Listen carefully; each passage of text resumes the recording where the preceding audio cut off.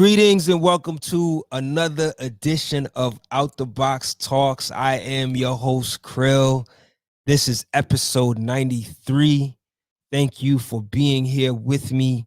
As always, I got a dope guest on the show and we're going to make it happen. So before I do that, though, before I bring in my guest, I do want to make a couple announcements in regards to Out the Box. As always, you can find us on outtheboxmedia.com, where you can get access to all of our previous episodes, all the way dating back to 2009 when I first started doing interviews and putting them up on YouTube. So definitely go check out the website if you haven't gotten a chance to. Also, you can subscribe on that website for free as well. Also, we have our merch page, which is outtheboxmedia.bigcartel.com, where you can find this Out the Box tee and other merch. We got those MC Over Rap tees up on the site as well. If you are feeling the merch and you like what we do, definitely feel encouraged to support us. A little goes a long way, man. We appreciate whatever you can support.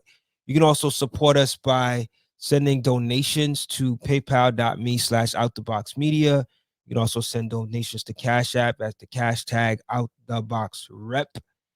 And you could also become a Patreon member if you would like to get exclusive access to interview clips that no one has heard unless you are a Out the Box paid Patreon member. It's only about $2 a month, so definitely a reasonable fee. And honestly, like I said in the last episode, I wish I could just give it to you all for one fee, but the subscription model doesn't work like that. So even if you subscribed and after a month you said, you know what, I don't know if I want to continue subscribing, I'm okay with that, even though I'm not encouraging that. I would hope that you continue to stay subscribed. But really and truly, I'm only saying that because I want you to get access to these interview clips. I do a lot and take a lot of time to get these clips to provide this exclusively to the Patreon subscribers. So yeah, man, if you can subscribe for however long you decide, go ahead and do so. I really appreciate that. And also, I do want to mention that if you are checking this episode out via YouTube, you can hit the subscribe button at the bottom if you're not subscribed yet. And you can also catch this episode and all of our previous Out the Box Talks episodes on the audio podcast platforms like Anchor, Spotify, Apple, Google Podcasts, Overcast, Stitcher, generally where you would find audio podcasts. And it's the high quality audio podcast as well, because the audio there sounds a little bit higher in quality than the one on YouTube. So definitely go support those platforms. I wanted to get that out of the way. I also wanted to say that the equipment that I use, in case anyone is interested in picking up some of this equipment, if you're trying to start your own podcast and you want to branch off and do your own thing as a podcaster yourself, some of the equipment that I use is available in links on my YouTube page. So if you go to the description of the YouTube channel of this video, I'll have links up where you can get access to the board that I use, the Rodecaster. And I gotta say, this board has been definitely one of the best investments I've made in the last year or so. Well, I got it in early 2020, and it's one of the best investments I've ever made. It makes so much sense. It's so, you can do so much with it, and the quality is like no other interface device I've ever gotten. So I think it's on sale currently as well. And like I said, I have the Amazon link that you could go link to. And I also linked this pod mic. They're both Rode merch. So I just wanted to share that because I know people are, interested in doing like podcasts and might be interested in getting equipment. So I wanted to share that. I never gotten a chance to put y'all on to that. But yeah. So, like I said, man, I got my guest for the night that I'm really excited to talk to today. He is actually hailing from Chicago, the city of Chicago, Illinois. And he put out his debut album this year entitled The Color Blue. And I gotta say, I think I first heard about this album on Bandcamp. And as soon as I started listening to it, the tracks really grasped my attention. It has a very inspirational, uplifting vibe to it. He's talking about, you know, the album is very like people relatable too. Like if you're someone that's trying to pursue dreams to make it in music, or just with whatever dreams you have beyond the average day-to-day duties that a lot of us are stuck in, this album is really inspirational on that level.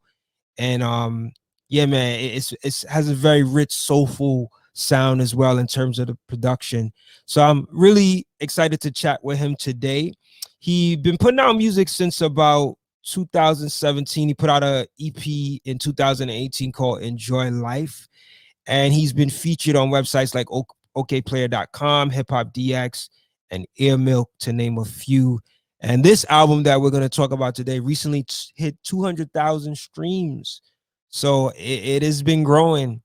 So, like I said, man, I'm really excited to chat with this brother today. So, without further ado, I want to welcome to our Out the Box Talks viewing and listening audience my homie hailing from Chicago, Illinois, the MC himself. Welcome to Out the Box, D2x.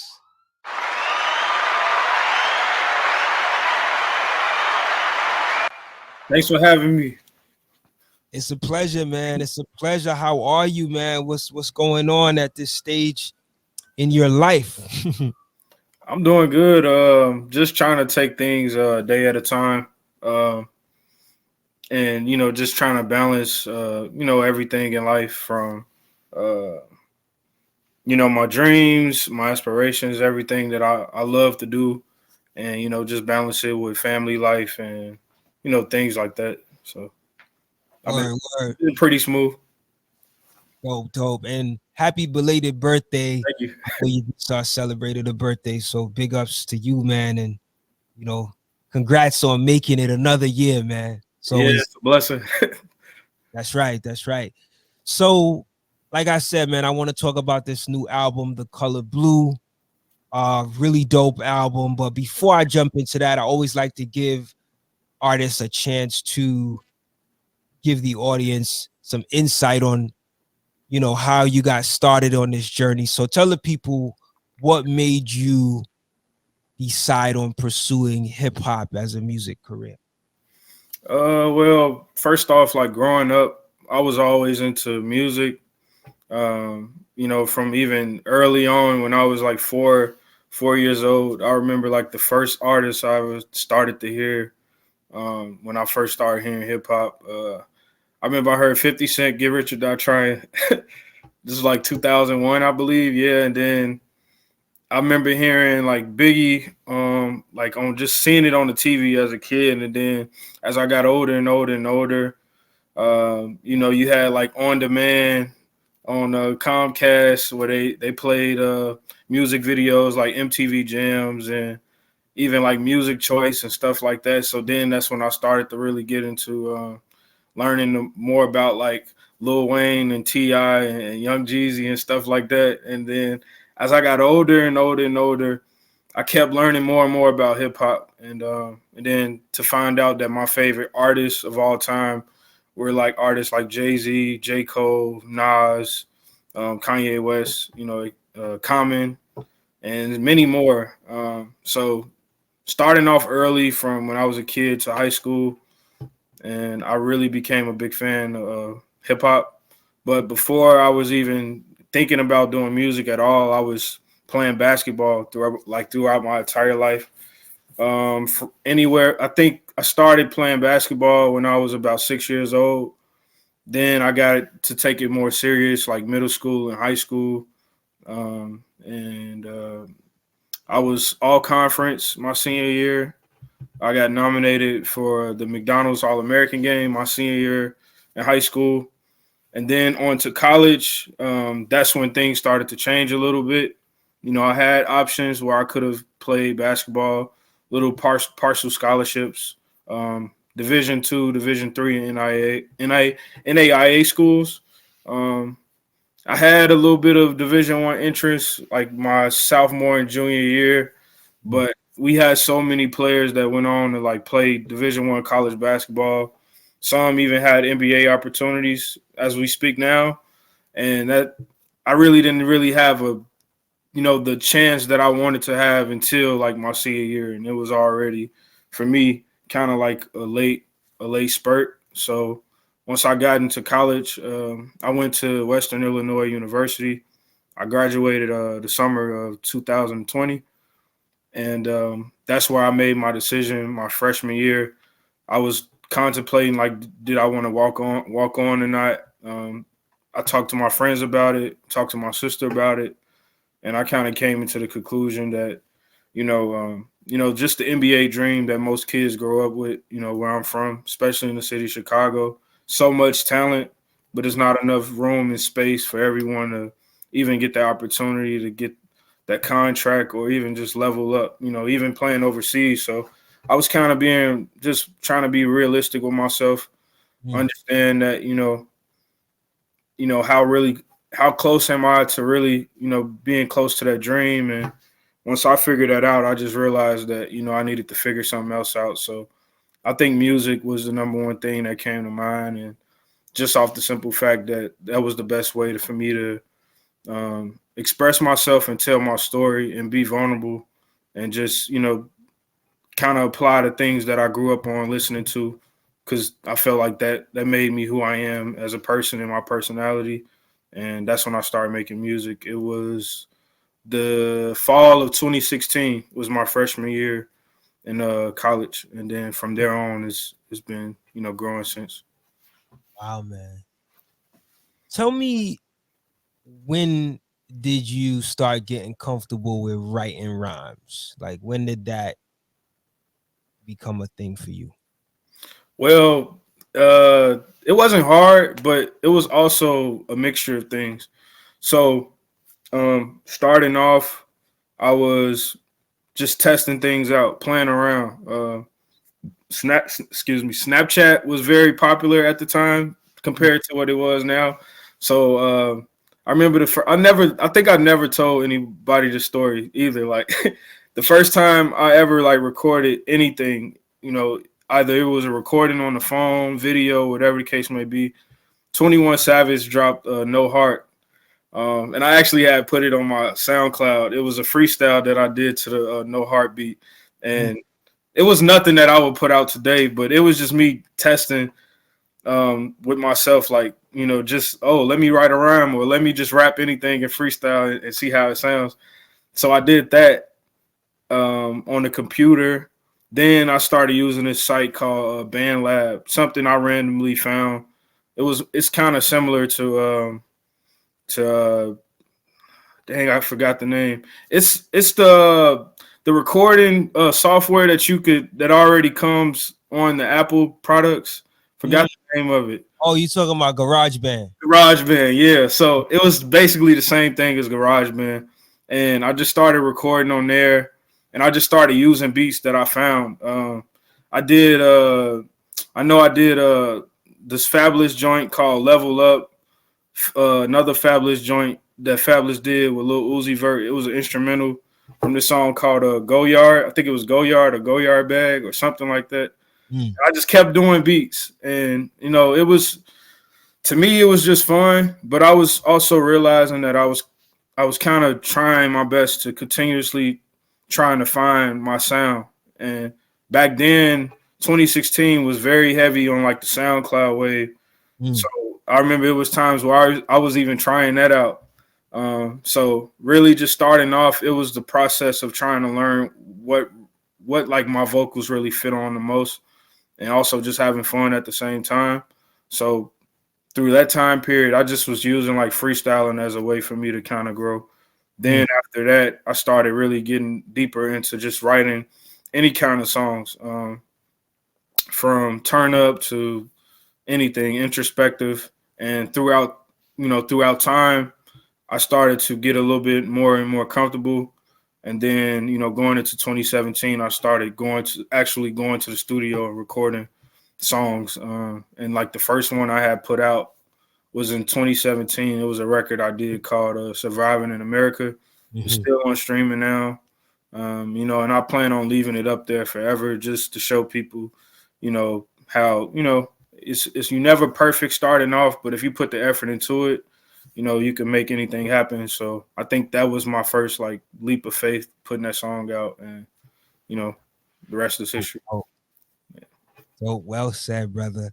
Tell me about your name. How did this name D2X come about? It's just my first and last name initials. Okay, And basically I just put two D's together.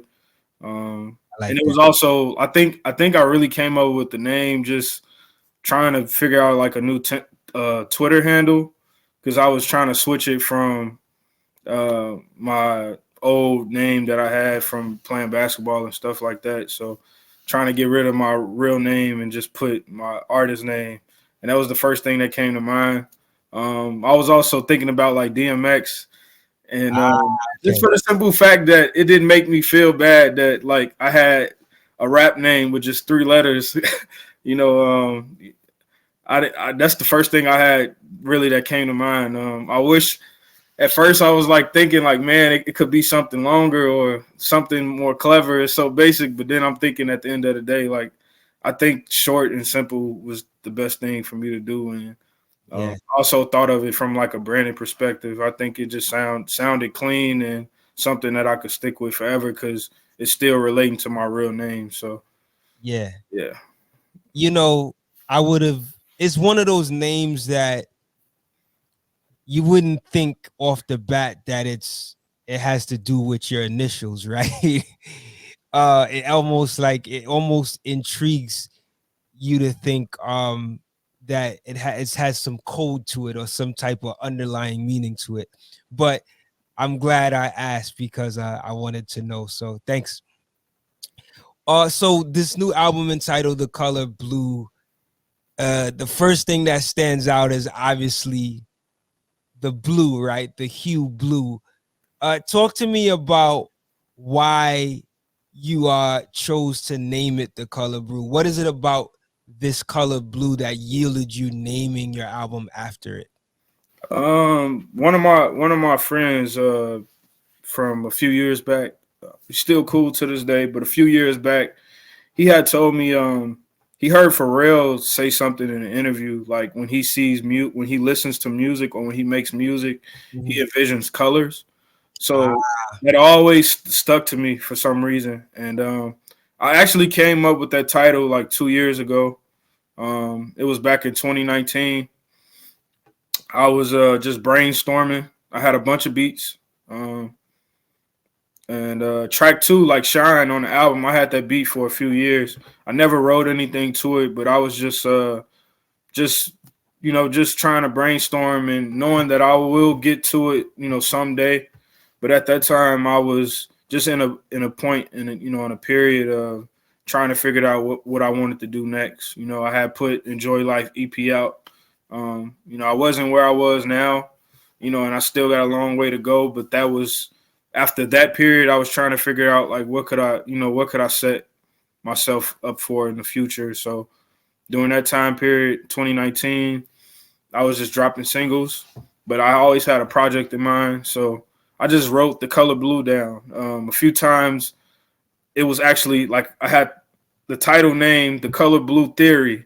Then I had the Blue album. Then it was so many names with The Color Blue in it. And I was really, through time, I was also trying to figure out what was it about that color that kept me wanting to just save it in my notes and never, and keep mhm. just going back to it and never forgetting about it. So, once time went on, I started to create the album, which was the fall of 2020, and I really started to search online like what the meaning of the color blue is, Mm, and then I've seen like it meant like rebirth, like new beginnings, faith, hope, things like that. And it was also connected to like things that was like mentioned in the Bible, which is like deep in my faith, and it's kind of how I connected it all together. So for me, it was really just the thought of a new beginning for me, and what the color blue means to me. Just looking at it, it was just like a color. It felt refreshing. It was really me relating and connecting everything where I was in my life and still where I'm at in my life now. The thought of just beginning like a new page, a new passage, a new journey.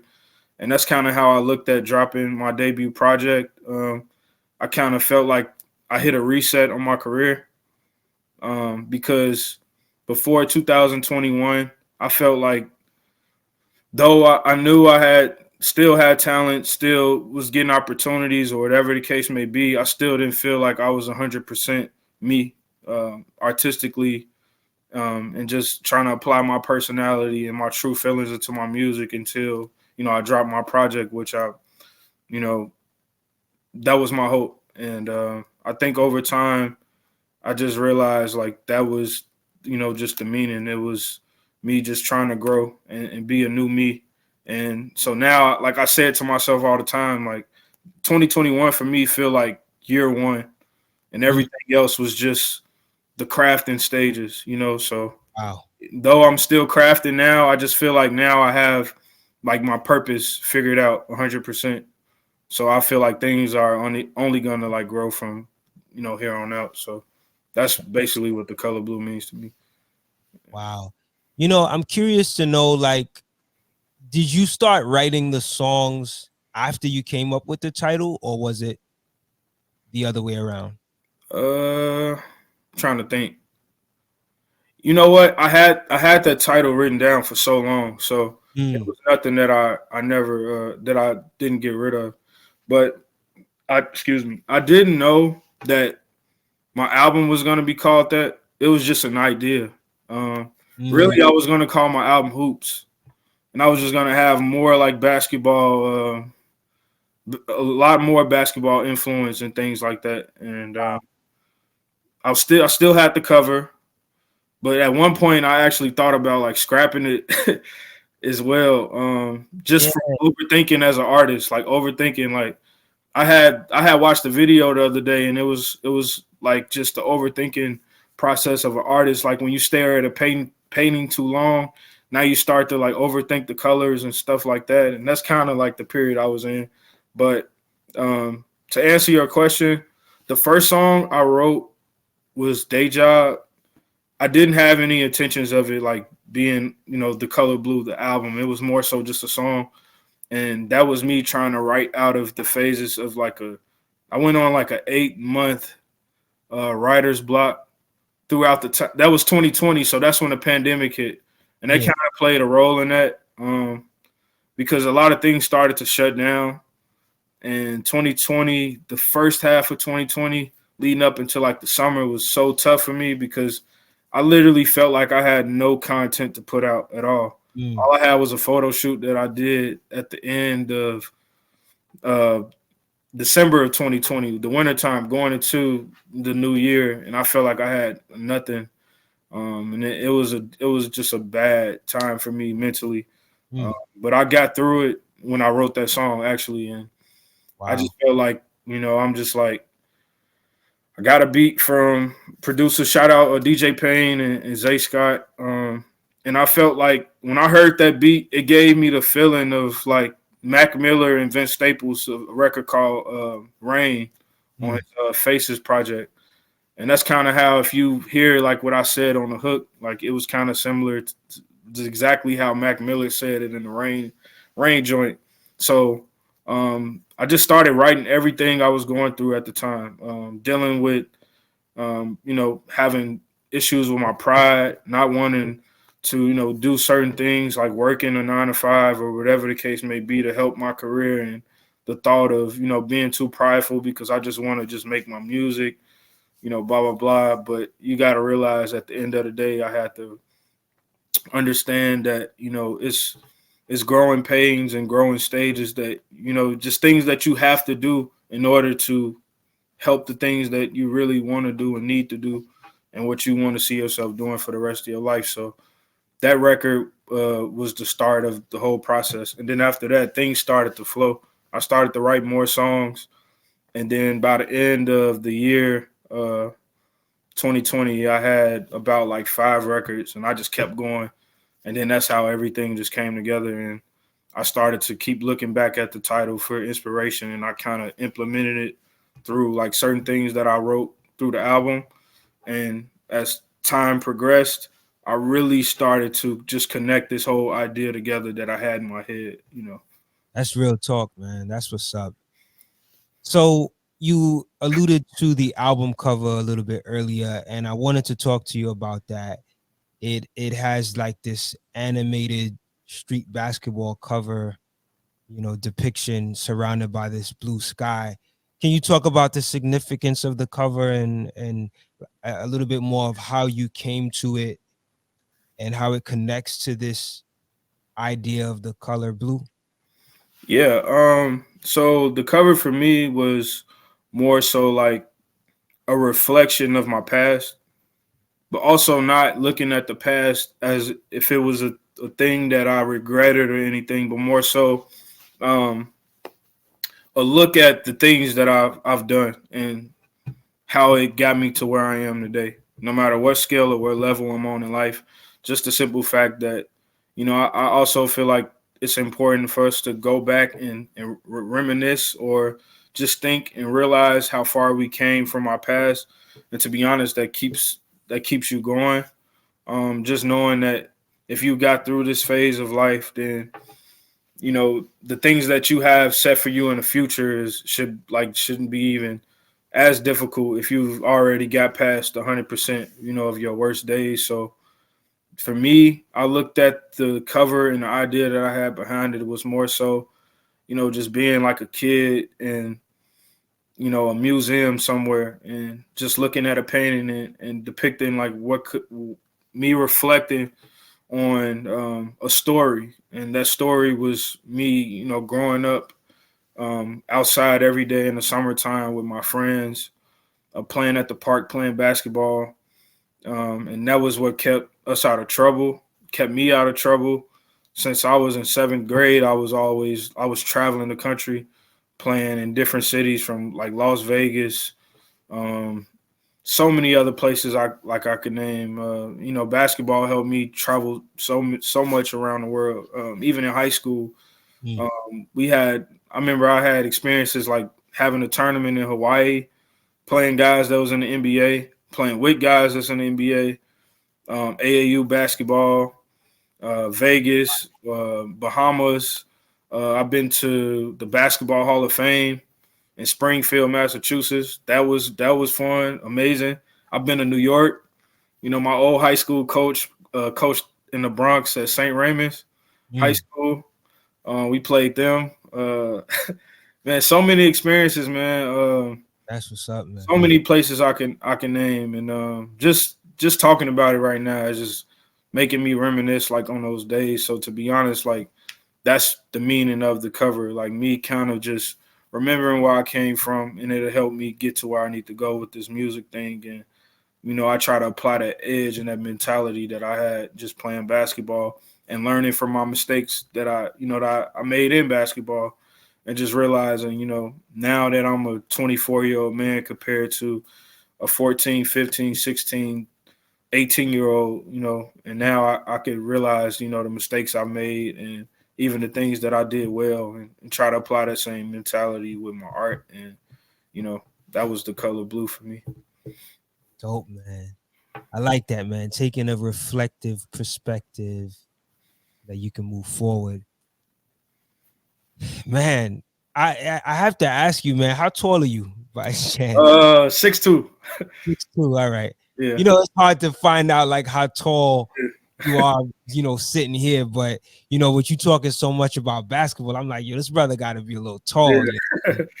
But that's what's up, man. And that's recent. Like that those memories to me aren't like 10 years ago, you know what I'm saying? They're like within that range, under that. So yeah, man, I like the fact that you can look back at those moments and cherish them. You know, a lot of times we go through life just living for the next achievement, and we can't stop and just reflect on the good that we've experienced so far, man. So I think that's dope that you were at least able to pause and then also express that on that album.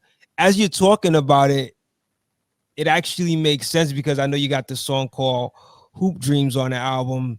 So, but I didn't think that you were actually thinking of creating a full album with basketball references. But as you talk about your basketball experience and history, I could see something like that happening, even maybe if not now, but in the future for future projects. But I wanted to ask you, like, this album came out in March of this year, and I feel like even though it's been out that long, I feel it's like what, 8 months now.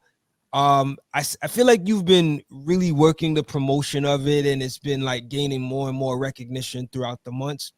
Can you talk a little bit about your marketing strategy that's benefited the growth of this project?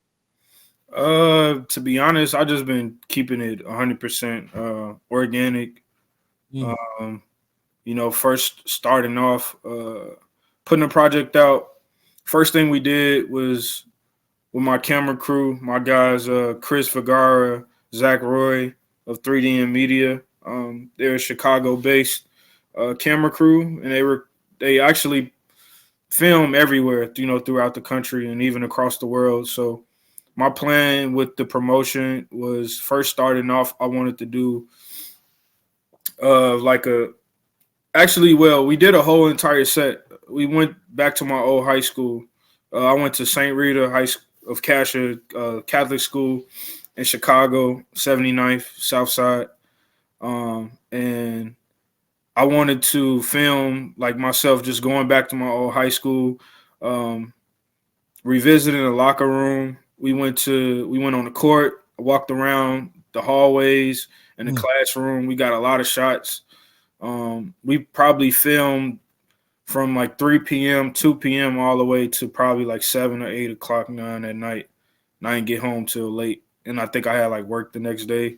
But like it was amazing. It was a feeling that I never felt before because I felt like I actually was like the first guy off my team from throughout all 4 years in high school that came back and shot a documentary, and the school gave me the heads up on it, and it was just a special feeling, something that I never thought that I would even did. But it's crazy to even think about it, because as I was a kid back in like 6th grade, I had a journal that I used to write in every single day, when I came home from practice or whatever the case may be. And I wrote down that I wanted to film a documentary one day. Me and my close friend, growing up, that was a goal of ours. Didn't know how we would do it or how it was going to happen, but just to be able to accomplish that, was amazing. So that was my main thought, going into the marketing, just showing people me being myself. mm. I'm still learning that, because it's like it's so many guys putting out music, and so many new people that people discover every day. Guys that's getting on a million platforms, or they might be a part of a label or managing, or just might have situations where they could tour or whatever the case may be, or a social media presence. And the list goes on. But what I realize is, like, for people to discover me for the first time, I want to just give my story, and for me to just truly be myself. And I feel like that's how you're going to succeed in this world. You know, overall, you just got to be you, and continuously be you. It's more so you got to really have like just a one-way street, tunnel vision with this music thing. It's cool to admire other artists, listen to other music, but when it comes to me putting out my art and creating, and then adding my rollout, to the entire process after, everything is out, I just gotta stay focused on being me. And that's what people is gonna like love the most, when you be yourself. So I knew that. So I put it out. Then after that, Actually, first it was a trailer. I was working out in our old athletic gym. They had a new one at the school. The school spent like $2 million on the athletic fitness center that's connected to the school, and it was funny because we were laughing about it. They said that it was a gift. A gift. We got so many like professional players that went to St. Rita that was in the NFL and MLB. So that was my first time in there, but it looked great, like for the camera work and everything. So I put out the trailer. I posted it on Twitter and Instagram, and then it went up from there. It started to gain a little bit of buzz, and I'm like, okay, cool. So next, I dropped the album cover. I'm at work. I was working at Amazon at the time. I'm at work, out doing deliveries, right? And this is like I've been dropping music like throughout 4 years or whatever the case may be. But when I dropped the album cover and I dropped the track list and everything, like it skyrocketed. And I'm like, I don't know what's going on. I couldn't even focus on doing my deliveries. Like I'm in the truck because I can't. I'm not about to wait to the end of the night. Amazon is all day long. I'm like, I'm not waiting to the end of the night to post this. So I waited. It was like 12 or 1 or 2 o'clock in the afternoon. And I'm like, man, I'm about to post this cover. And I didn't know what to expect. I'm in the truck. I'm by myself, not knowing what's going to happen. And it just started to shoot. And it just kept going and kept going and kept going. And I was so happy because I'm looking at my analytics and seeing the pre-save links just kept going up, kept going up. That's Kept going up. dope. And it was and that's what I mean. Like it was so organic. Like, I didn't put no money into that. Like, obviously, as a businessman and you put money into certain things or whatever the case may be. But that was just truly just from just, how the internet works. And from that point on, I just was so excited that people not knowing what this album sounds like, but they're loving the cover. And in my mind, I'm like, just wait till they hear the music. Like the music gonna match it, and I'm just like, cool. I got them where I want them, and that's what I was thinking. So yeah, it came out. Hip Hop DX had put up like album releases, this Friday thing. Yeah, and as Friday is coming up, this is after the cover. As Friday is coming up, somebody in Australia like leaked it. And then I just go on Twitter and people just start talking about it, like in Africa and Australia. It was crazy. That's crazy. Like, oh man, this album, blah, blah, the best album of the week, blah, blah. And I'm like, this is crazy. Like it was just growing like on its own. You know what I mean? And that right there was just clarity for me. Like, man, if I just keep going with this and just, like I said, just keep applying my ideas and just being fresh, trying to add something, new to the game. And like cover art for me is so important, man. I felt like that really helped me gain listeners too, just trying to just even investing in good cover art, and shout out Black Sneakers for the cover. She got it done pretty quick, like 2-3 weeks tops. And, from there it's just, now it's just like, I'm just focused on the next thing. But that was a moment that I really realized, like, I can't stop making music.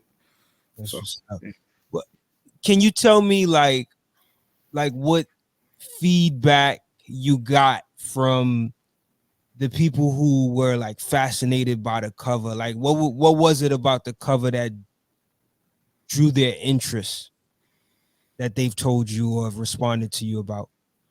I just feel like just the feeling it gives you. To me, from most people, fans, people close to me, I think the cover is just it's great, and it's like it's amazing how simplistic it is, but at the same time, it just has so much substance to it, from just the different color shades. And even if you look down at the shoe, it's colors like orange and red and the orange sweatpants, and then each person is like blue, and the sky is blue. And then you have like the clouds in the background. You have the basketball hoop. You have the basketball, and I just think it was a cover that was just very soothing, and I think that's what most people told me that it was very soothing, and I just feel like it really. And once the music came out, it really like connected, and it Yeah, became definitely. yeah, it became like full circle. And Yeah, I feel like that's, and even from that point on, that helped me realize like, man, cover art is very important, because I know like a lot of my favorite albums or projects, man, when you have a great cover and the music to match, like it's something that'll always live with you, and that's yeah, timeless. I definitely. don't know many bad covers that people like have hung on to, throughout like history. Most of the most classic albums have like a memorable like cover, or Yeah. just something that's just super like timeless and classic. So I feel like cover art is very important, and it's also like a great, marketing tool. And I think that's what I'm gonna always have that in mind every album I create. And What's up, yeah, man? yeah. This cover art reminds me of something that you can see in a museum. Like it's like museum esque. So that's dope. Have you decided on putting out vinyl for this project? Because I could see the cover art being a big deal for people who collect vinyl as well. Oh yeah, I've been kind of lingering about it, like talking about it a little bit on Twitter and my Instagram. Mhm. But I definitely have it in mind, and I do plan on getting that in order sometime next year. I'll try getting it set up for me to put it out and sell it, and for guys to just check it out. Probably have it up on my official website that I'm gonna try to put together, and like through Bandcamp, and I think even Spotify you could put up merch and sell different things now. So it'll Yeah. definitely be available everywhere, and I do like have that in mind. I think it's going to be like very exciting, and I was like looking of like a preview of what it would look like on this one distribution service I was looking at to put vinyl out, and it just looks like amazing. Mm. Even like me as a fan, I would love to get my hands on that. So I definitely have that in mind before I even put anything else out. I want to get the vinyl out for sure. So I want to talk about some of the tracks on the album, and I want to like go through them track by track. So let's start with the first track entitled Hughes. It's the opener track. On the song, you say, I just want to be a better me, bringing out the best in me. Can't compare my life to over there or people next to me. So I had to think about that line for a little bit, because in this climate of social media where we're consistently shown other people's lives and their imagery of progress and achievements, it becomes difficult for us to appreciate our path and be optimistic on our own individual journey. How have you been able to avoid those types of distractions? Man, you gotta take breaks. You can't be scrolling too long. I try to. I think now that my schedule is a lot more like organized, just like work life and family and other things that I got going on. I kind of lately I've been really, really, really like taking breaks from social media. I try my best to still be consistent, and that I have my project out for so long. Like I feel like I don't have to be on there 24/7. Also, obviously, you still got to be consistent as just a content creator or whatever the case may be. But overall, like my advice to any artist or anyone that's just utilizing social media and trying to take the good from the bad from it, like definitely give yourself breaks, because if you just it's like it's with anything, if you do something for too long, it's gonna affect you in some way, your mental. So I try my best not to be on there for too long. Take breaks, even play the game, or just do little fun things Right. for myself. Going a walk or drive, or just go somewhere and just spend time with myself. Write a song, because you could easily compare yourself to what other people got going on, and there's nothing to be in a mindset or mind frame, that you're trying to shame or talk down on someone else, but just as people, you never know what thoughts that might come up in your head. And I've even seen other people deal with mental health issues and just issues with literally just self-esteem, because you might be going through a rut or going through a rough period in your life that you feel like that's never going to end, but it's overall it's always just temporary. And but when you see someone else doing really well, when you're in in a bad time, or you might have something going great for yourself, say you got 5,000 streams, but you see someone else have 3 million or 5 million, Right. or you starting up a company or a business, and you got 100 followers so far, 200 followers so far, and you're getting 20, 10 likes, and you see someone else doing the same thing you're doing, and they get 50,000, 100,000, or even 1,000, 5,000. It's a comparison thing, but it's just that's why I always say, like, it's cool to take inspiration from people, congratulate others, but at the same time, you got to realize, if you focus on more things in this world than yourself, you'll be really lost and not found. And that's something that I stick to all the time. So it's like you gotta give it a balance, and I think that's important. You know. Indeed, indeed. So the second track on the album is entitled Shine, and this is a word that I feel like has gotten tossed around in hip hop quite a number of times, whether it's in the commercial sense, where you see like the jewelry and the cars and the clothes and so forth, or even on the internal sense of being like your best self. From your own point of view, what does it mean to shine in 2021? Shine is definitely one of my favorite records. For me, that song meant like uh, I was working on it for a little bit. I recorded the first verse and I think a little bit of the hook in the song. Then I came back to it. I think like a month later. But overall, Shine, the idea of Shine and the song for me, it was more so like, oh, I see everybody doing their thing, but just wait till I get my turn. That was my type of thing. Like even being inspired and excited for other artists or other people, friends doing well, people dropping projects, just knowing that I'm creating mine while in the midst of just seeing other people drop theirs and listening to other music. And that song was just like just me motivating myself. Just be patient, stay down, stay strong. Just realize, like, when you get your moment, make the best of it. And that's pretty much what that song meant for me. It was more so like I just cannot wait to put this album out. And I got to realize everybody got their season, and I was just preparing for mine. And it was just a song and just an idea that was really like motivational for me, and just to keep me going, and keep giving myself that push and that drive, knowing that once it's my season, I'm gonna take advantage of it. That's what that meant for me.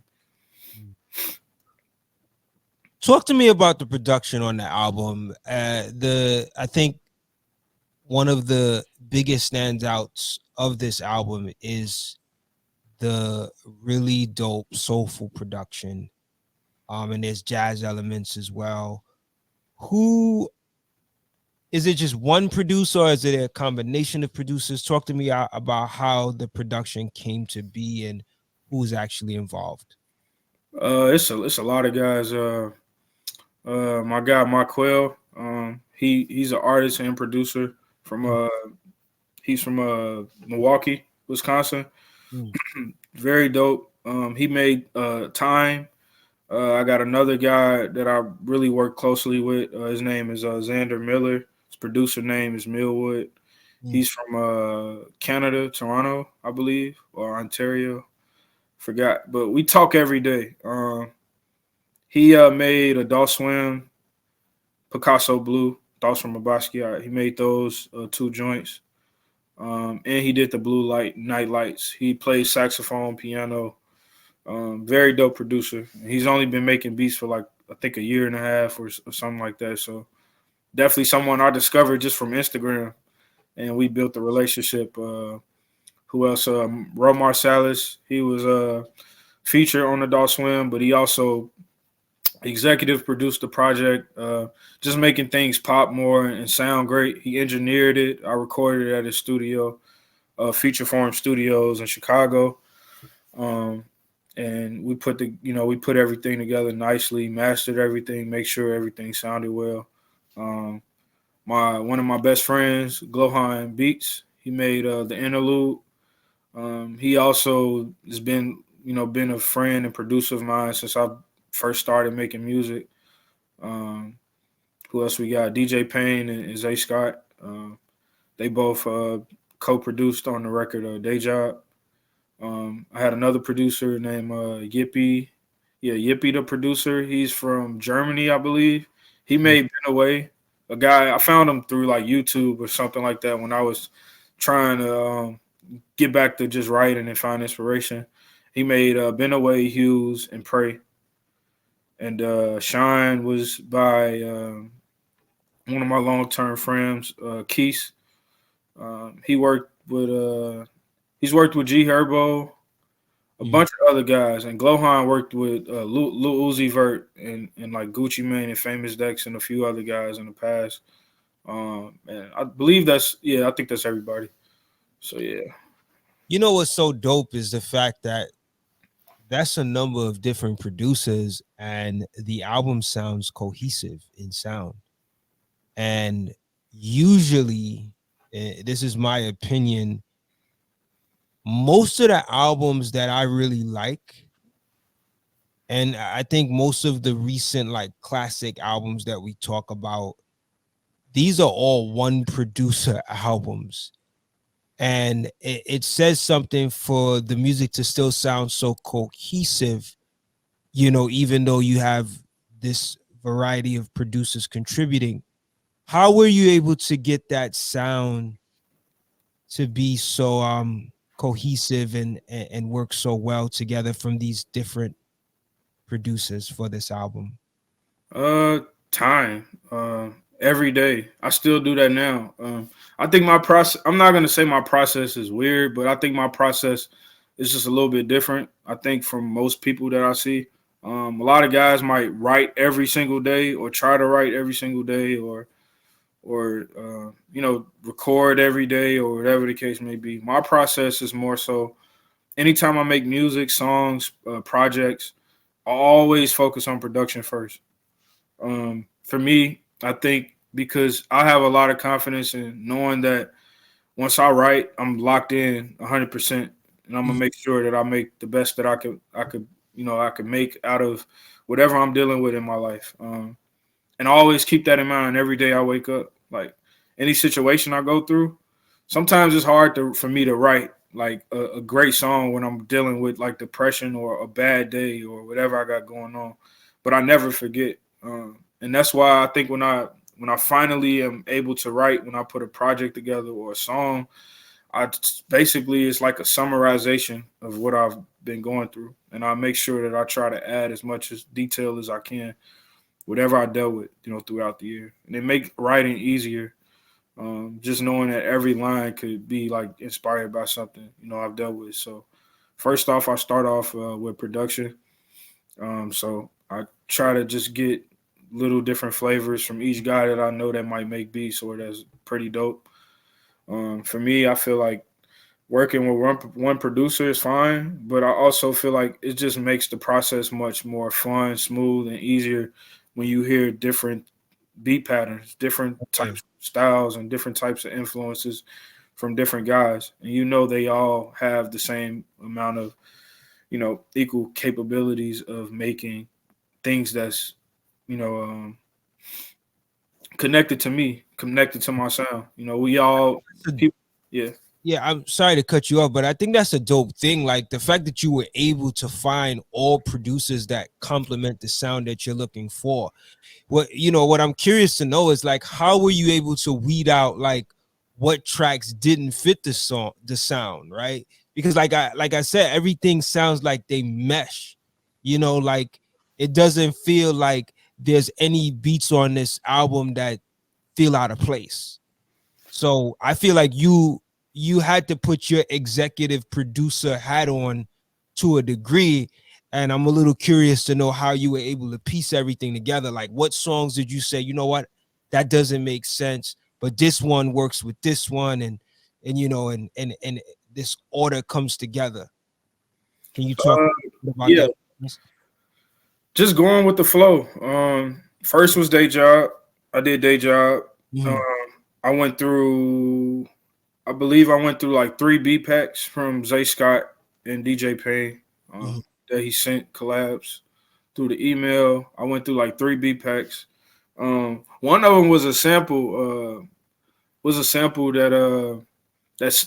the same sample that Kanye used on the Drive Slow joint on Late Registration. I had that in my file, but I had the Day Job joint, and that one stuck to me. So after that, once I'm done with the pack, I move on. I just find, for me, I think I find the best beat that I could find throughout the pack, or best two, and I try to start on those. But sometimes it's not even about which one is better or which one is not. It's more so which one sticks to my heart the most. It resonates with you. Yeah, because at the end of the day, I still got to write. No matter how good the beat sound, I still got to come up with words that's coming from a real place, and not just me just saying anything. So from that point on, I go from there. And when it's time for me to work with other guys or whatever the case may be, I hit them up. Like I want to work, or do you have anything at the moment you love for me to listen to?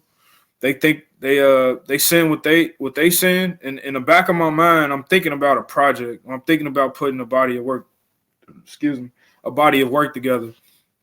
So I already know in my mind, like, okay, I got this. Now I want to try this different flavor. It's like a kid in the ice cream shop, like trying to make the best sundae ever. But they all got to have like some sort of complementary aspect to each other. So I hear this type of style. Now I'm like, okay, what do I need next? Okay, and it's like drawing. What do I need next? And I hit up the next guy. Beats that I love. I'm like, okay, and I'm recording. And writing. I hear this, and then I hit up somebody else. Oh, they got this element. They got a jazz element. I need this on the project. I need this type of sound. I need to rap off this. And then as time goes on, I just started to kind of create. Um, in my mind, I'm already thinking that I want everything to, coexist with each other. But at Mhm. the same time, I always knew and still know now that, that's always been my plan to have, I feel like when you collaborate, I think it could create a dope feeling and a dope experience. But you also, obviously, you got to make things mesh well together. So through time, months go by, I'm just still trying to craft and figure out what beats go together. And that's basically how I made it. I'm just looking for different styles and flavors because I'm thinking also from a listener perspective. You never want to predict how an album goes. You kind of want it to be a little bit of a surprise, even if things do connect well together. You want to track 6, you want to spice it up a little bit. Let them hit them with a different tempo to keep things going and really just to get people through the entire ride. It's kind of like watching a movie. You have intro, climax, things like that. And I think that's how I look at a project, just for things to be in one flow, but they all kind of switch up a little bit. And that's kind of how I put my projects together from different beats. Definitely. Well said, man. So I want to go back to the track Day Job, which you've spoken about a few times already. It's one of my favorite tracks on the album. The beat is so smooth and the topic is such a people relatable subject. What would you say was the general message you wanted to get across in that song? Never let pride and ego be bigger than your humility. I Mm. feel like pride and ego hinders a lot of people, and it hinders whoever lets it get the best of them. To be honest, we all fall victim to that. At times, just as human beings. I just think that it's important though to also realize, you gotta kind of be realistic with yourself at times too. I think that applies to growth, and it helps you be the best person you could be overall. So for me, Day Job for me was more so just me trying to put my pride and ego aside. Um, realize that in order for me to get where I need to go in life, and my dream of being a musician that could fully live off of his art, and also never never just trading my value and the things that I believe in for compensation. Also making money off what I love to do, but being myself at the same time, and just having full control of my ideas, is the goal. But in order for me to get there, I still got to find ways to fund my career, still find ways to realize that, I'm never, ever, ever the number one person that has things figured out all the time, and listening. My wife really inspired that record. I started writing this song based off a conversation we had, and just heard, just getting me out that mindset of not having too much pride to be able to do things that's going to help me take care of my family and help me take care of my career. And once I figured that out, that really just wrote the entire song. It's Mm. just for anybody that's dealing with issues of trying to balance their aspirations with whatever their current situation is. And to get there, we all got to have some sort of humility, Yeah, So that was my with hope. that, man. And you know, I'm glad that you spoke about balance, because often with a day job, which, like you said, we gotta have something to help us get us to where we want to be. And very often the day job is the thing that's taking care of the bills and taking care of the necessities, like keeping the lights on, and the income that you're getting from it, in most cases is funding your dream, right? For a lot of people, I imagine. So I do want to also ask about like how have you been able to like utilize your time best away from the day job and plan for a desired financial future beyond it? Like, because the thing with a day job too is like a lot of us will end up getting caught up in that cycle, and we won't even have time or create the time to focus on the thing that we also love to do.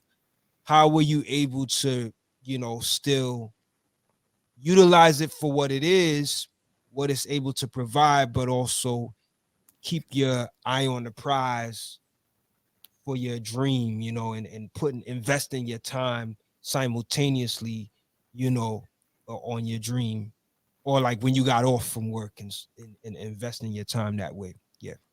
Yeah, I just realized, like, man, it's like I know work takes a lot out of you mentally. Mhm. Waking up in the morning, or wherever what time people work, but usually waking up in the morning, trying to get ready, knowing that at that time period, you can't like sit down and write a song or work on art. But I just keep that in the back of my mind, at work. Let me get through the day. Let me just stay focused, keep myself motivated.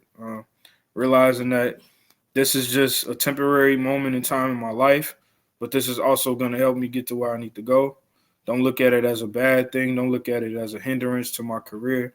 It's just an asset. It's only helping me get to where I need to go. So when you connect it in that way, then in my mind I'm just thinking like, once I get home, I'm gonna do whatever I can to continue to stay consistent, even if that's me getting on social media or finding times throughout the day at work or I'm at lunch or whatever the case may be. Like, let me hop on social media real fast. Let me hop on and communicate or respond back to fans, or let me promote something real quick. And I even did that at school when I was in college. Like, I would be in a convenience store, but I would be promoting my song on Twitter, like just sitting in the convenience store, just promote while I'm in line. Like, just even the little things matter. Like I taking time, advantage of time. Yeah. time that we don't even realize that matters. And for me, that's always been my plan and my strategy is to just try to make the most out of my 24 hours. Even if I get 30 seconds or a minute, I'm gonna try to do whatever I can. If I got any downtime, I'm gonna try to apply that to helping my career out. So I think it kind of, to me, even in that sense, that's balance. Just doing whatever you can to be able to attain, those dreams, and just realizing that nothing could get in the way of it no matter what I'm doing. I could be booking 10 flights in a day. I'm still going to try to find a way to, execute and get further with my career. So for me, getting off at work or whatever time I got, even off days or days that I do have work, I'm doing whatever I can. Even if I'm not writing, I'm thinking about ideas. I'm thinking about ideas for artwork or ideas that I have for my rollout, my next one. Even though I'm not even haven't even recorded anything yet or wrote every Mhm. single song yet. I'm just planning.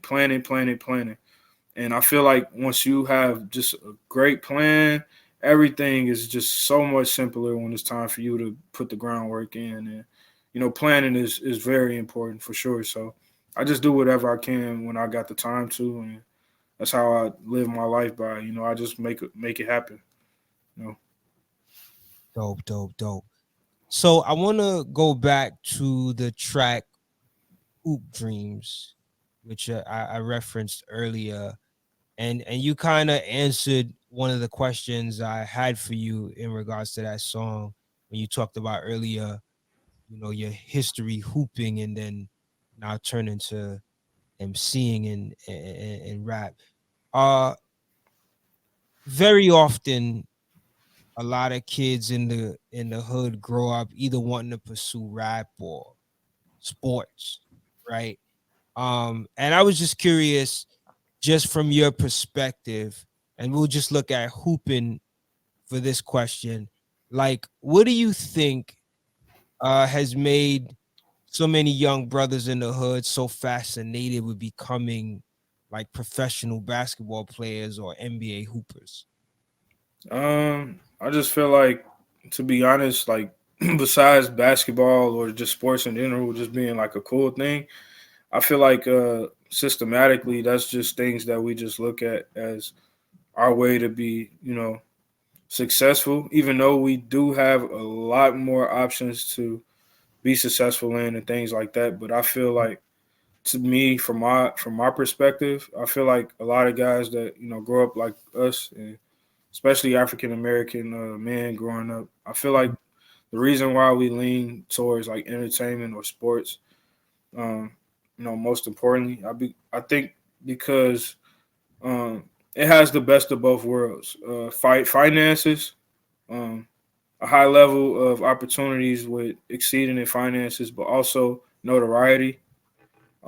Growing up, we don't really have that many options to be in positions where the world knows who we are or whatever the case may be, and also being looked down upon or in our neighborhoods, just so much negativity that goes on, especially in Chicago. Like everyone has that dream of just wanting to be that person that everyone knows about, and that feeling of getting over that hump of you know really trying to even not ever people knowing about you at all, because of the things that we're up against. So I think those are just two things that um, people look at the most because of, like I said, just the two things that come with it. And we just I just feel like the TV and things like that. Just growing up as a kid, that's things that you just see. And I feel like it's nothing wrong with chasing rap or sports, but also just wanting to let the kids know that's growing up that you really could do whatever you want to do and never feel bad, never be held to a standard. There's so much more to do outside of music and sports, but if that's something you love, then go for it. I feel like we have a lot of successful black men in history that's done well in entertainment, and it really helped like influence cultures. So I think Yeah, it's important to even chase that if you want to. yeah, man. I could dig it, man. And that was a great response, by the way. What made you dedicate this song "Pray" to women and sisters who've had to face hardship and challenges in their lives? Relatability with my own life. I know many women in my family, people that I've met along the way. Just in life, even like old teachers that I had in middle school, telling stories of like growing up and how it was just being black women, and even just me doing my research. and history of Black people. There's just so many women that been through situations where they were in control of or dealing with partners or sexual abuse or sexual assault or so much, man, verbal abuse, things like that, and so much more. Like that's kind of what I had in mind, and it was important for me to just kind of even talk about that, even if it wasn't specifically, but the overall general idea of what people go through, because it's real, and Yeah, yeah, that's why it kind of has like a dark type of feeling to it, and I kind of wanted to make it like that just to bring a different vibe. And I'm glad that I put that on there because I think it was able to show like just my ability to talk about different topics that I generally might have not talked about as much on any other song I ever put out on the album. I think it also like showed my ability to just be able to tell just a different type of perspective that's not even my personal situation, but it could be something that someone else is going through.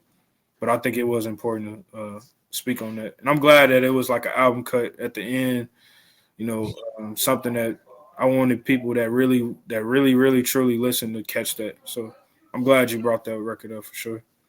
yeah. It's definitely one of those records that you could probably miss if you're not really listening. So yeah, man, you have a lot of depth in terms of the different things you choose to talk about on the album. On the song In the Sun, you say you found God and he's knowing you well. Ain't been to church in a while, but you know you prevail. God knows you prevail. How have you been able to develop such a strong spiritual relationship with your God despite, as you say, not being in church for a while? Yeah, that was just me, just telling myself, though I'm not perfect, I know I might not be the perfect person at whatever I do because every day we make mistakes, and um, you know, we just we still trying to figure life out. I just feel like, for me personally, I feel like God still makes a way for me, makes a path for me within my life, no matter how perfect I am or whatever I do. And, just me saying like, even though I haven't been as deep in my faith as I wanted to be, as I want to be, or I genuinely just want to be overall in the future, like the perfect me. Know every day I wake up, I'm gonna make mistakes. I think I'm still get over that hump because I'm trying and putting effort in to be a good person and a better person.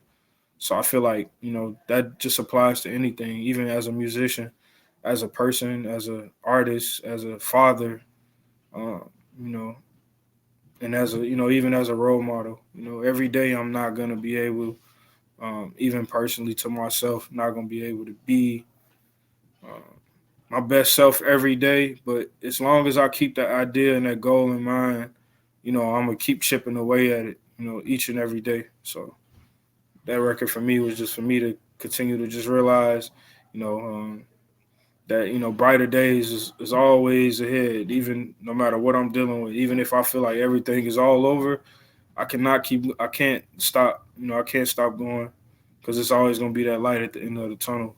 So it's kind of how I thought about that. On the song It Was Written, you say you've been back and forth with overthinking and you just learn to reason. How did you come to that realization of avoiding the overthinking and learning to reason instead?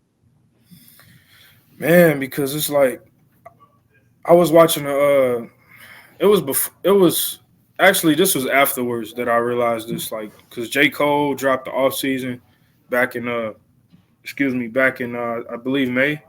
Mhm. He put out the documentary and for the off season, and he was like, once you if you continuously like wait around for the inspiration, then once you start writing again, you start to overthink every single line, not Mm, realizing like it's really not as deep as you think it is. But the fact that you took so much of a long break from whatever you love to do when you come back to it, everything feels like it's not good enough. And I feel like for me, I was just trying to tell myself like, that the whole overthinking phase is difficult, and we still do. You deal with it. Sometimes you're just gonna run into it as a creative, but you just gotta realize, man, like you kind of gotta push yourself, uh, through the process. And for me, I just knew like, it's been a back and forth battle with me just over analyzing everything I was doing, but I just gotta realize, man, as long as I put my best foot forward,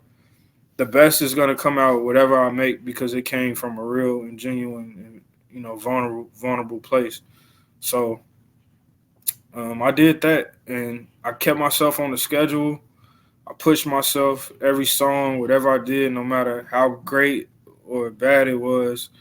I just knew, like, man, I just got to be 100% just authentic with what I'm doing. And I definitely pushed myself self for sure. Made sure that I got this song done by this time, or get this done by this time. Put myself on the schedule. I wrote everything out on what dates I wanted to get things done, mixed, mastered. Cover art need to be done by this time. Album shoots need to be done by this time. Blah blah blah. And it's like once you value organization and you stay organized, that overthinking just starts to just fall to the wayside because everything you got, in order is like more like a clear vision, a clear path, and it kind of helps you just keep going because you already know that you got yourself at the end of the day because everything now is organized. Your thoughts is not clouded anymore, and that's basically what I did. Just kept myself on the schedule, and the overthinking went away. Dope, dope. Let's talk about this word time, which is the title of the second to last track on the album. How have you been able to utilize your time best during this pandemic towards the success of your music career? Um, Shoot, for me, I've been making the most out of my time with just balancing. Like I said, just balancing my time with my wife and my daughter, my time with friends, my time with my music, time when I, want to be social and when I just want to be to myself, time with myself, to be honest. That's very important for sure. And, work life, family, and just everything. I think that's important. And even times where I just take time to just pray, take time to thank God for where He got me, take time to realize how far I've came in my life. Sometimes I take time away from even thinking about the future all the time, man. Just thinking about now, thinking about the times where God got me through situations in the past where I didn't even think I would ever get out of, and just reminiscing on the past, and reminiscing on those days where I thought everything was all over, or I thought I was gonna give up, thought I was gonna quit, and that just keep me going now. And you just got to take time away and take time to do things as well. And, time is very important if you use it right. So that's how I look at it. Definitely. I think you saved the best for last with the final track, Picasso Blue and Thoughts from a Basquiat. Such a strong track to close the album with, by the way. I really like the jazzy, soulful beat change ups on the song, like how you change up the beats. And I wanted to ask you, like, how were you able to find such captivating beats and get them to transition from one to the other so seamlessly on that track? I got those beats, yeah, from Xander Miller, Millwood, production name. I had those beats for a while. I had them in like the summer. Mm. So I had them saved on my phone. I just went back to them, and I don't know, man. I honestly can't even explain how did that become an outro because the second half of Picasso Blue, I actually wasn't. I thought about using. No, actually, I had it. I had it in mind. I never wrote to it or did anything, but I just had it in mind for so long. Like, man, this sounds like this needs to be out like on an outro, but I Mm. just never did anything with it. Then the first half of Picasso Blue, um, I I didn't plan on using it at first, but then I kept playing it again. One time I got off my IG live and I was just playing beats that I was thinking about writing to. I played the Hoop Dreams beat on my IG live as well. This was way before the album came out, just to see what people were thinking. Because sometimes you be in your own head too much, and it might be a brilliant idea, but you might just throw it and trash it. But everybody on my live saying fire, I'm like, cool, I gotta use it then. No It's doubt. giving me the feeling that I want to show people that what my true sound is, because this album was an introduction for me to, the world. So I did that. So the Thoughts of a Basquiat title was a title I wrote down 2 years ago, and I was playing like a jazz beat off YouTube. This was like when I was in college, and I'm like, man, I need to use that title for something one day. It just sounds good, and I love Basquiat, like paintings and art as well. Like I'm very, very into that. So just kind of had those ideas in mind, and one day I'm upstairs in my house and playing beats on the speaker, trying to see how things sound, a little bit louder, and I played those two, and for some reason I just put them both together. I started writing to both of them. I started putting them together, and they matched. I believe because it was so much saxophone instrumentation in both beats, and I kind of wanted. I definitely needed, I needed more jazz on the album. I had a lot of soulful sounds and things of that nature, but yeah, I wanted to close it out with. I needed more jazz on the album, so with those two tracks, those was two different kind of jazz feels. So I put them all both together because I knew like this would be one big major like jazzy type of feel. Yeah. And I think that's exactly what I wanted to do. I thought both of them together just meshed well because you wouldn't get tired of hearing it once you played it again. It was very soothing. It also gave me an opportunity to switch my flow up a little bit. Yeah. That's kind of how I kind of rap straight through on a beat. The first verse, and then the second half, I kind of tried to put a hook, and yeah, I feel like that song was probably one of my strongest records with songwriting because I truly, truly, truly like wrote that from the heart, and also I feel like it was to me, in my opinion, I love every song on the album, but I feel like that one is the strongest in my opinion, because it just showed my ability to be able to, truly write like from a perspective where it's just you could actually feel it. That was the last song I wrote on the album as well. So even in that sense, thinking about it now, I realized like you could kind of see my growth from songwriting and rapping through the album. Because at the end, things just sounded so much polished because I finally got that clarity of the entire idea, and I kind of just combined it and talked about everything, basically summarized, that journey throughout the whole album on the last track. So, yeah.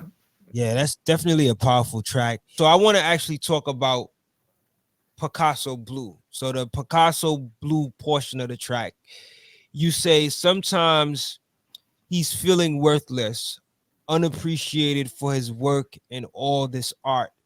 That ish hurts. How do you best overcome the moments when you feel like your music is not having the success that you would like it to have? Yeah, I mean, I just think, overall, from that line, that was basically saying like how just as an artist in general, like especially when you're on the come up and you don't have access to be able to get your art and your sound in front of the world, really, 'cause especially when you like guys that's artists that's a part of record labels or whatever the case may be, they have more leverage and labels have more control and leverage to get the music to the forefront. Just like when you go into a convenience store, what is the first thing you see on the rack when you open up and you go to the beverages? You see Sprite, you see Gatorade or whatever the case may be. But you got certain things that you don't even pay attention to at the bottom. You only see what you see at the forefront, at the top, or when you at Walmart, you see the biggest brands. Got their own section sometimes. And that's kind of how the music thing is. You have mainstream music at the forefront. Every Friday, when a big major mainstream artist comes out, everyone knows about it. Everyone is looking forward to it. They get notifications on the phone, seeing ads or whatever the case may be. People talking about it, word of mouth. But when you're an upcoming artist trying to get your art out there, and especially when you're fresh and new in the game, sometimes it could mess with you a little bit when you're putting your best foot forward. You're putting like ideas together that just imagine if the whole world figured out what I'm making. They would be like, man, that's a classic, or that's one of my top 5 projects of the year. But since everyone doesn't know you yet, it'll kind of mess with your mind a little bit when knowing that you putting art together that if the entire world figured it out, you would probably really be in like a better position. But it's also just a realization for me that, it's okay to feel that way, but just realize, man, like, keep going. If you keep the same effort up, when the world figures it out, man, you got to realize the catalog that you put out 10 years ago is still gonna be fresh and new to a new audience. Still gonna be there, and you got to realize that. And it's the same idea of like some of the world's greatest painters didn't even get like $1 million worth of their art until they passed away. So many creative painters of like all time in history that I've read about that didn't even make a real like dime off anything they made until the world figured it out and passed away. So I just look at it like that, man. It's like you could create all this art, but if everyone doesn't know about it, sometimes it plays with your mind. But it's just about appreciating the people that is checking it out. And I feel like through time, things will continue to elevate if as long as you keep that the effort in it. So. Indeed. On the thoughts from a Basquiat portion of the final track, you talk about your love and appreciation for your wife and family. How has the support of your wife and family benefited your success in your music career? It's everything. I feel like that's what I embody. Like even thinking about like on some like superhero stuff, like Superman, Batman, or whatever. Like I wear my family on my chest, man, for real, because I feel like without them, I wouldn't be where I'm at. I wouldn't be as driven. I feel like I've became even more driven, just having more responsibilities, and it comes with its good and bad. But for the most part, it's a positive thing. It gives me joy and peace when I don't want to think about music at all, or even just dealing with life problems. It's my safe haven, my family, my wife and my daughter. So um, to me, it means the world. And for me to talk about that um, was just a great feeling, and really talking about real life situations.